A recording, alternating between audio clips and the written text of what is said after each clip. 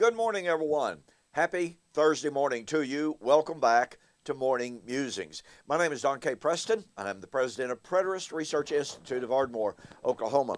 And this is our last installment of our summary of what we have been examining in our study of the Olivet Discourse, and specifically Matthew 25, 1 to 13. We have spent a considerable amount of time examining the wedding marriage motif found in Matthew 25, 1 to 13. The reason for that is very simple, as I've explained in Monday, Tuesday, and yesterday.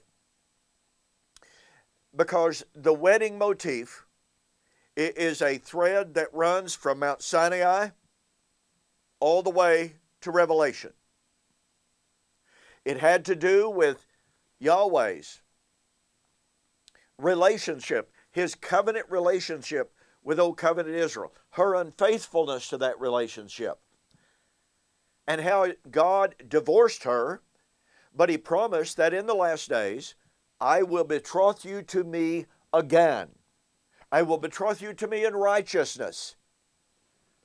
And the story of the New Testament is to a great extent, and particularly when we come to Revelation, it is the story of the final divorcement of Judah and Benjamin. Now remember, Yahweh could not divorce Judah and Benjamin, although he had divorced the 10 northern tribes. He could not divorce Judah and Benjamin until the Redeemer came. Because remember, the Messiah was supposed to come out of Judah, Genesis chapter 49. And so Yahweh could not destroy Judah, could not depart from her, could not destroy her, put her to death, until Messiah came and established the new covenant world. When Messiah came, it was time for that adulterous generation, as Jesus referred to Judah and Jerusalem of his generation. This adulterous generation, folks, just think about the implications of what it meant for Jesus to call his generation the adulterous generation. Now remember, Yahweh promised in Hosea chapter 5 and 6 that the time was coming, even though he had departed from Israel, he would return, he would raise them from the dead, he would establish a new covenant with them, he would save the remnant, he would establish the new covenant temple, and on and on. Hosea 3 through 6. Okay? Well, once again, the New Testament is the story about how Judah and Benjamin, having become the adulterous generation, was going to fill up the measure of her sin and be destroyed. Nationalistically, geopolitically, she would be destroyed. But remember, God had promised that in the last days, all 12 tribes, a remnant of all 12 tribes, would be saved, and that would be the glorious bride. But again, Judah, the harlot, adulterous wife, had to be destroyed. I have to tell you, it was an incredible epiphany to me in my earlier studies to realize that the book of Revelation, with its theme, with its constant hints, clues, comments about the harlot city and about the coming wedding and about the destruction of the city, quote, where the Lord was crucified, meaning it could be no other city than Old Covenant Israel or Jerusalem. But from that destruction would come a new Jerusalem. It's always perplexed me, and it always did perplex me, that I would read commentators and they would say something like, well, the terminology of a new Jerusalem would seem to contrast with the old Jerusalem. But that can't be true because Jerusalem had already been destroyed. Because after all, we know Revelation was written in 95 AD, etc., etc. And I'm going, wait a minute. If New Jerusalem suggests the old Jerusalem in contrast, then why in the world is it not true that the city where the Lord was crucified was in fact Old Covenant Jerusalem that was about to be destroyed as the harlot city?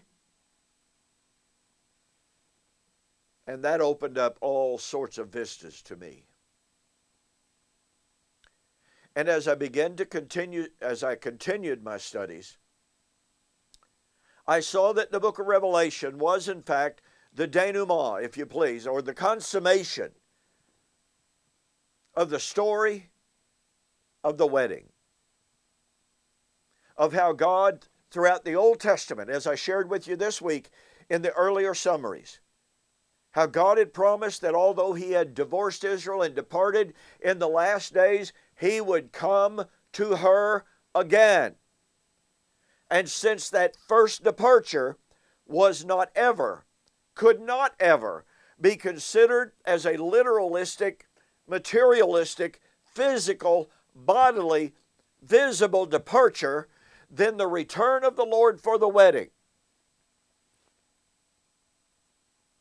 for the remarriage, was not to be considered or anticipated as a literal, visible, bodily return of the Lord, but rather, as Jesus said, now this is critical, folks, as Jesus said in Matthew 16, 27 and 28 that I cited for you yesterday, the Son of Man will come in the glory of the Father. What does that mean?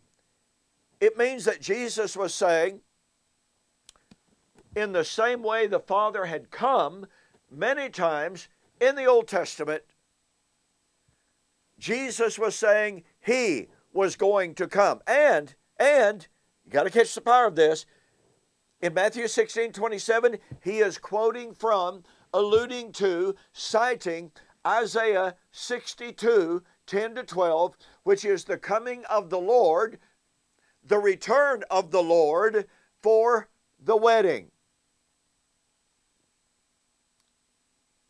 And now we come to Revelation. And in Revelation we find the impending, at hand, soon to come.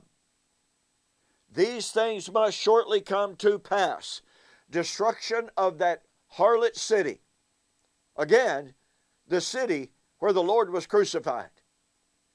And it is at that destruction that Revelation chapter 19, 6 to 8 says, "Let us be glad and rejoice, for the time of the marriage has come. And His bride has made herself ready. She has clothed herself with the righteousness which is taken directly from Isaiah 62 and other passages as well. And Revelation chapter 22 closes with Jesus' reiteration of what He said in Matthew 16, 27 and 28, which was, remember, a citation of Isaiah 62, which was the prophecy and the prediction of the coming of the Lord for the remarriage. Jesus quoted it in Matthew 16, 27, and He promised, "Verily I say unto you, there are some standing here which shall not taste of death until they see the Son of Man coming in His kingdom." That's the fulfillment of Isaiah 62. That's the time of the remarriage. That's the time of the coming of the Lord of Matthew 25, 1 to 13. And in Revelation 22, verse 10, "Behold, I come quickly, and my reward is with me." Folks, that's an echo and a citation of Matthew 16, 27, which would be fulfilled in Jesus' generation, which was the direct echo of Isaiah 62, 10 to 12, which was the promise of the return of the Lord for the wedding. We thus have Isaiah 62 predicting the coming of the Lord for the remarriage. And remember, all 12 tribes. And remember, at that wedding, the Gentiles would be called into the salvation of Israel. So Isaiah 62, the coming of the Lord for the wedding, inclusion of the Gentiles. Matthew 16, 27, 28, the fulfillment of Isaiah 62. Revelation 22, verse 10, the time of the fulfillment of Matthew 16, 27, 28, which is the fulfillment of Isaiah 62, which means the time of the coming of the Lord for the wedding, which would be at the time of the destruction of the city where the Lord was crucified, would be in Jesus' generation. That means Matthew 25, 1 to 13, was to be fulfilled in Jesus' generation, at the destruction, at the death of the old covenant, harlot, adulterous generation. And that means the Olivet Discourse is not divided, cannot be divided into two subjects, i.e., the destruction of Old Covenant Jerusalem, the harlot bride, and the adulterous generation, versus a yet future coming of the Lord for the marriage.